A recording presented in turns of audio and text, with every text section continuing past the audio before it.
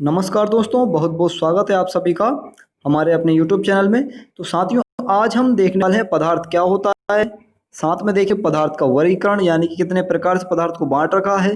साथ में ठोस, द्रव और गैस क्या होते हैं, तत्व, धातु एंड अधातु, ये सब चीज़ों के बारे में आज हम पढ़ने वाले हैं।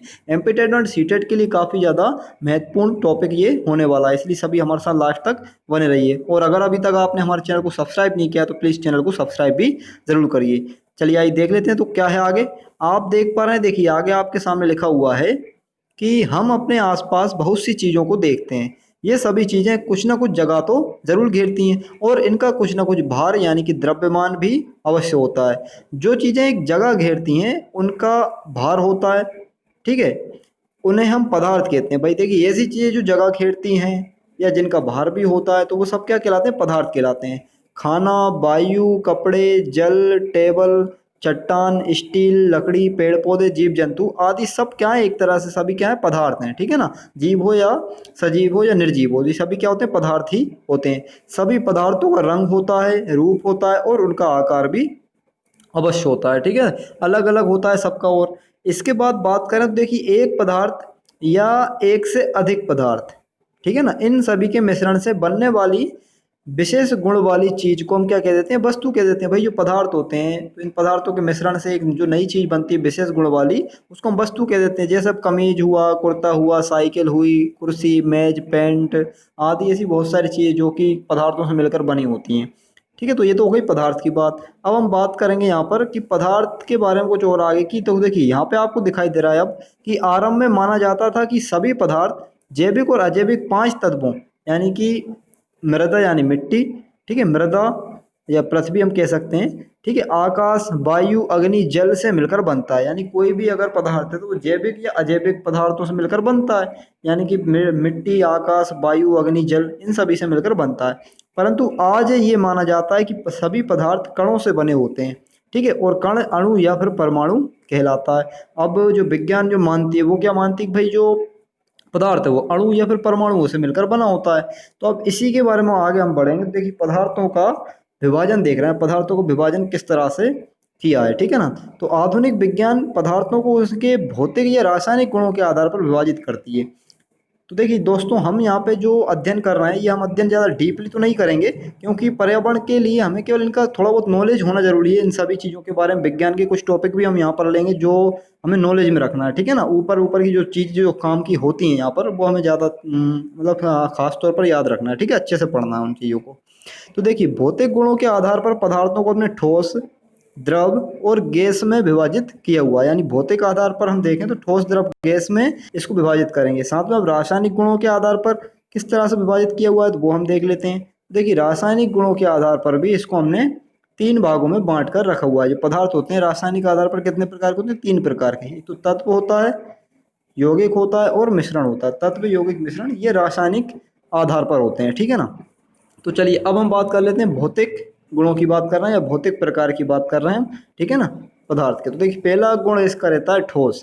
तो ठोस क्या होता है वो देखिए, इनमें अनेक अणुओं के बीच लगने वाला आकर्षण बल यानी अंतराण्विक बल, ठीक है ना। अंदर ही अंदर जो अणुओं के बीच में, जो कणों के बीच में जो बल होता है वो आकर्षण बल है, अत्यधिक ज़्यादा होता है, ठीक है। इसलिए इनके अणु आपस में चिपके रहते हैं। यानी कि देखिए अब ज़्यादा बल अगर इनके अंदर होगा, आकर्षण बल, तो अणु क्या होते हैं, इनके अंदर ही अंदर बहुत ज़्यादा चिपके हुए होते हैं, बहुत ज़्यादा आकर्षित रहते हैं। इस वजह से ये वस्तुएं कैसी होती हैं, एक निश्चित आकार और एक निश्चित आयतन वाली होती हैं। अपना एक निश्चित आकार रखती हैं और साथ में अपना एक निश्चित आयतन रखती हैं, इसलिए ये ठोस रहती हैं। इनका घनत्व बहुत ज़्यादा होता है। घनत्व क्या होता है इनका, बहुत ज़्यादा होता है घनत्व। जैसे कि आप भार भी एक तरह से मान सकते हैं घनत्व, है ना। तो ये काफ़ी ज़्यादा इनका होता है। इनको दबाया नहीं जा सकता है। ठोस जो वस्तुएं होती हैं उनको आप दबा नहीं सकते हैं। अब जैसे कि उदाहरण के लिए हम ले लें, पत्थर हुआ, ईंट हुआ, लोहा, लकड़ी, ये सभी क्या है, ये सभी पदार्थ हैं। यानी कि कैसे पदार्थ हैं, ठोस पदार्थ हैं, ठीक है ना। अब इसके बाद बात करते हैं द्रव की। तो द्रव क्या होता है, देखिए सभी जानते हैं द्रव को। तो इनमें अंतराण्विक बल ठोसों की अपेक्षा थोड़ा सा क्या होता है, कम होता है। यानी जो आकर्षण बल होता है कणों के बीच में, अणुओं के बीच में, वो थोड़ा सा क्या होता है, ठोस की अपेक्षा थोड़ा सा क्या होता है, कम होता है, ठीक है ना। तो इस वजह से इसको हम द्रव कहते हैं। अब इसमें आकार की बात करें तो देखिए आप यहाँ पे ध्यान रखने वाली बातें यही है कि क्या इसका आकार होता है, तो आप कहेंगे द्रव का कोई आकार नहीं होता, ठीक है। लेकिन आयतन जरूर इसका निश्चित होता है, मतलब आयतन इसका निश्चित होगा, क्योंकि द्रव को जिस जगह पे जैसी जगह में आप रख देंगे वो वैसा आयतन ग्रहण कर लेता है, ठीक है ना। तो निश्चित इसका आयतन होता है। अब इसके बाद देखिए आगे हम बात करें, तो अब हम आगे बात करेंगे कि जो द्रव है इनका निश्चित आकार तो जो है नहीं होता है। एक मिनट रुकिए। हाँ देखिए, तो इनका क्या होता है, निश्चित आकार नहीं होता है, ठीक है ना। जो द्रव होते हैं इनका निश्चित आकार नहीं होता है, ये जिस पात्र में डाले जाते हैं उसके आकार में ढल जाते हैं। मतलब ये जिस भी पात्र में हम डाल देंगे उस आकार में ढल जाते हैं। ये आसानी से बह जाते हैं, इनको ज़्यादा दबाव नहीं दबाया नहीं जा सकता। अब देखो द्रव जो होता है उसको ज़्यादा दबा नहीं सकते हैं, जिस भी बर्तन में आप इसको रख देंगे उस बर्तन का ये आकार ग्रहण कर लेता है, मतलब इसका निश्चित आकार नहीं होता है, लेकिन आयतन निश्चित होता है, ठीक है ना। आयतन ज़रूर इसका होगा। अब इनका जो घनत्व होता है ठोसों की अपेक्षा थोड़ा सा कम होता है ना, मतलब इनका जो वजन है या घनत्व हम कहते हैं तो वो थोड़ा सा क्या रहता है, कम रहता है ठोसों की अपेक्षा। जैसे पानी हुआ, तेल हुआ, दूध हुआ, ठीक है, ऑयल कोई सा भी, इस तरह से ये सभी द्रव पदार्थ हैं। तो देखिए अब बात करते हैं हम गैस की। तो गैस क्या होती है, तो गैस भी हम सभी जानते हैं, ठीक है, दिखाई तो देती नहीं है हमको। इनमें अंतराण्विक बल बहुत ही कम होता है, यानी अणुओं के बीच का जो बल होता है वो बहुत ज़्यादा कम होता है, आकर्षित बहुत ज़्यादा कम होते हैं, ठीक है, इसलिए दूर दूर रहते हैं, तो उस वजह से ये गैस के रूप में चलते हैं। इनका आकार और आयतन दोनों ही क्या रहते हैं, अनिश्चित होते हैं। ना तो इनका आकार निश्चित होता है और ना ही आयतन इनका निश्चित होता है, ये दोनों ही क्या होते हैं, अनिश्चित। इसका घनत्व बहुत ही कम हो जाता है, घनत्व भी बहुत ज़्यादा कम हो जाता है, ठीक है ना। द्रव्यमान जितना ज़्यादा हो किसी वस्तु को उसका घनत्व भी उतना ही ज़्यादा होता है। इनको आसानी से दबाया जा सकता है, ठीक है ना। गैस आसानी दब जाती है, ये आसानी से बह भी जाती है, यानी कि एक स्थान से दूसरे स्थान तक आसानी से पहुंच जाती है। इसके अलावा इसमें कौन कौन सी ऐसी चीज़ें हो सकती हैं जो गैस हैं, तो nitrogen, oxygen, argon, carbon dioxide, oxygen, तो बहुत सारी गैसें आप जानते हो, ठीक है। तो जो भी गैस होती हैं वो सभी क्या है, गैस ही हैं सभी। तो देखिए अब हम बात करते हैं, इसके आगे बढ़ते हैं।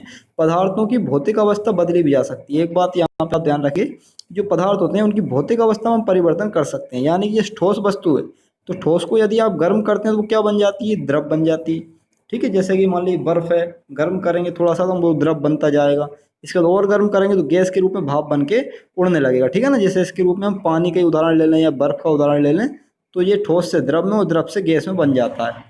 अब अगर मान लीजिए गैस को हम ठंडा करें तो वो द्रव बनने लगती है, ठीक है ना। मतलब गैस अगर ठंडी होने लगे तो वो द्रव का रूप धारण कर लेती है, और द्रव को और भी ज़्यादा ठंडा करेंगे तो भाई वो दोबारा ठोस में आके परिवर्तित हो जाएगा, ठीक है ना। तो मतलब कि यहाँ पे जो है भौतिक अवस्था बदल रही है, ठोस से द्रव में, द्रव से गैस में, ठीक है। ऐसे ही देखिए अब बर्फ़ का इन्होंने उदाहरण लिया है, ठोस है, पहले पानी बन जाएगा फिर भाप बन के उड़ जाएगा। अगर ठंडा करेंगे तो देखिए यहाँ पे गैस पहले द्रव बनेगी फिर द्रव से दोबारा से ठोस में आ जाएंगे। तो ये उदाहरण इन्होंने लिया हुआ है बर्फ़ का। तो इस तरह से भौतिक अवस्था बदली भी जा सकती है।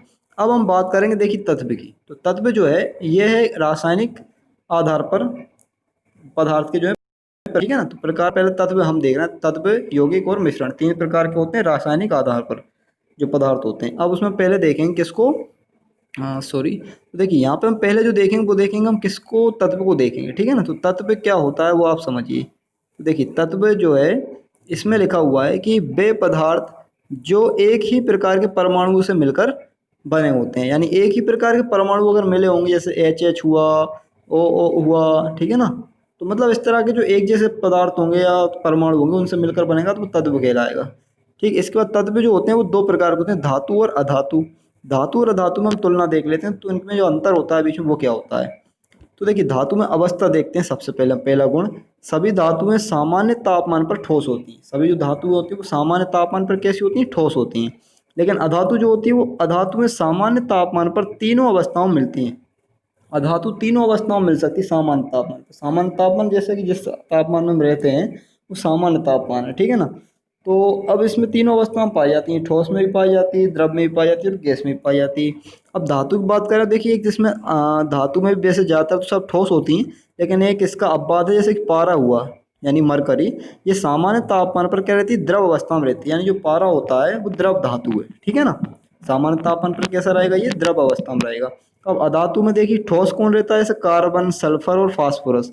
तो कार्बन, सल्फर और फास्फोरस जो है ये ठोस अवस्था में रहती हैं, ये ऐसी अधातु हैं। और ब्रोमीन जो है ये भी एक अधातु है जो कि द्रव अवस्था में पाई जाती है। इसके अलावा जो हाइड्रोजन है, ठीक है, ऑक्सीजन है।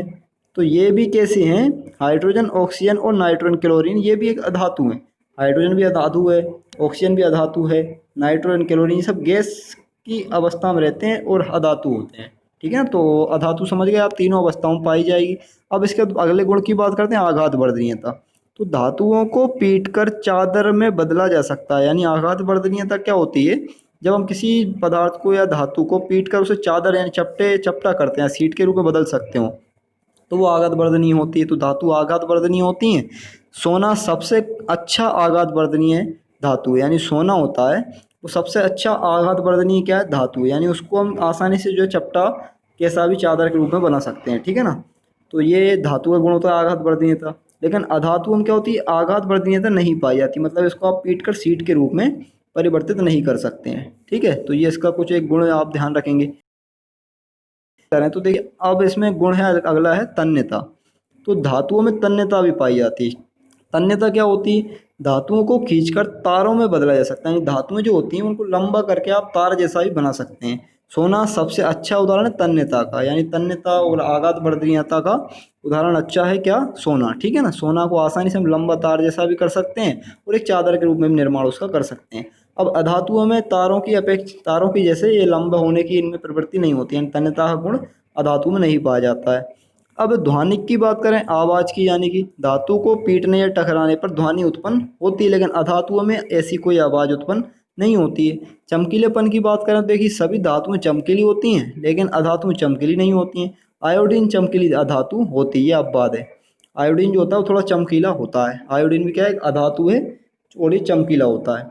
इसके बाद कठोरता की बात करें तो सभी अधातुएं कठोर होती हैं, सभी धातुएं क्या होती हैं, कठोर होती हैं, है ना। और जो अधातु होती है वो सभी कैसी होती है, नरम अवस्था में होती हैं।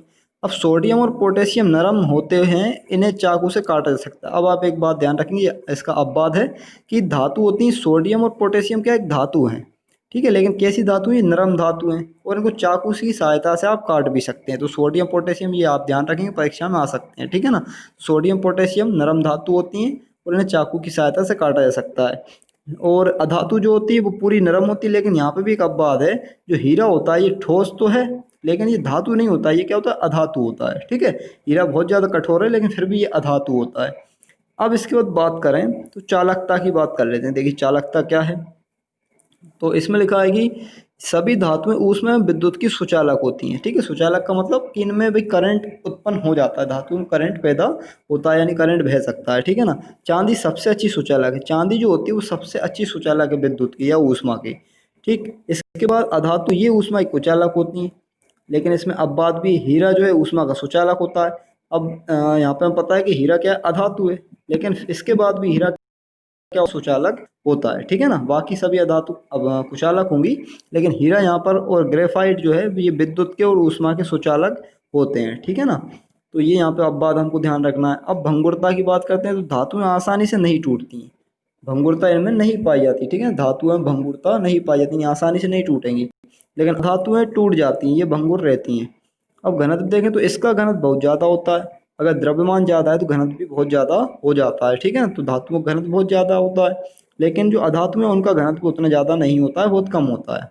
गलनांक और क्वथनांक बिंदु की बात करें तो इनका गलनांक और क्वथनांक बिंदु क्या होता है, उच्च होता है। गलनांक मतलब वस्तु का गल जाना है, किसी ताप पर वस्तु अगर गल जाए या पिघल जाए तो वो उसका गलनांक कहलाता है। और क्वथनांक क्या होता है कि उसका जैसे भाप बन के उड़ना, ठीक है ना, या फिर उबल जाना, इस तरह से इसको हम कह सकते हैं। तो गलनांक और क्वथनांक बिंदु क्या होते हैं, इनके उच्च होते हैं, बहुत ज़्यादा ऊंचा जब ताप करेंगे तब जाके ये पिघलती हैं। ठीक है ना, तो धातुओं का ऊंचा होता है ये गलनांक क्वथनांक बिंदु। सोडियम और पोटेशियम धातु का ये बिंदु थोड़ा सा कम होता है, क्योंकि सोडियम और पोटेशियम धातु कैसी होती है, नरम होती हैं। ठीक है ना, तो इसलिए इनका थोड़ा कम होगा गलनांक और क्वथनांक बिंदु। बाकी और इनकी बात करें अधातुओं की तो इनका बहुत कम होता है, मतलब बहुत कम तापमान पे जो है आसानी से ये पिघल जाती हैं अधातुएं। और हीरा का बहुत ज़्यादा होता है, क्योंकि हीरा एक कठोर अधातु है। ठीक है ना, तो देखिए साथियों यहाँ पर ये हमने कुछ टॉपिक देखे। अभी हमने केवल तत्व के बारे में देखा, धातु अधातु। आगे आने वाले टॉपिक में हम मिश्र धातु पढ़ने वाले हैं और साथ में हम कुछ और भी ऐसे मिश्रण यौगिक के बारे में जानेंगे। तो आप हमारे साथ इसी तरह से बने रहिएगा। बहुत बहुत धन्यवाद आप सभी का। अगर वीडियो पसंद आए तो लाइक शेयर एंड सब्सक्राइब जरूर करें। Thank you very much.